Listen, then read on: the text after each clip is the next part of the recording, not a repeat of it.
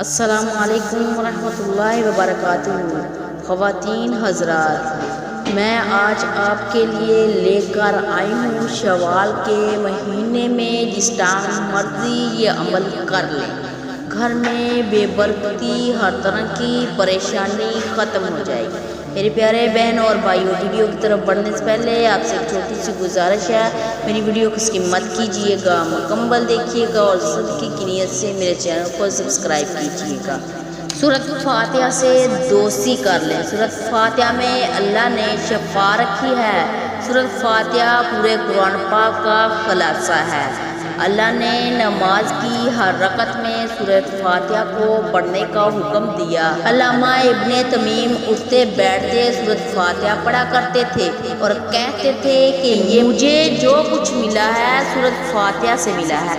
سورۃ فاتحہ سے دوستی کیسے کریں، یہ میں آپ کو اس ویڈیو میں بتانے جا رہی ہوں۔ گھر کے تمام کھانے پینے کی چیزوں پر، برتنوں پر سورۃ فاتحہ پڑھ کر دم کر دیں۔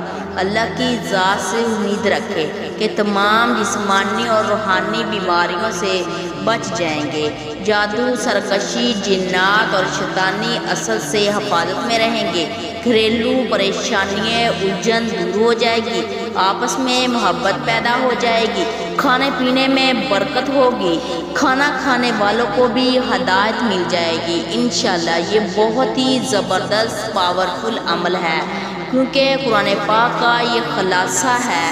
اس عمل کو جس مقصد کے لیے کیا جائے گا انشاءاللہ وہ مقصد پورا ہو جائے گا۔ جزاک اللہ خیر۔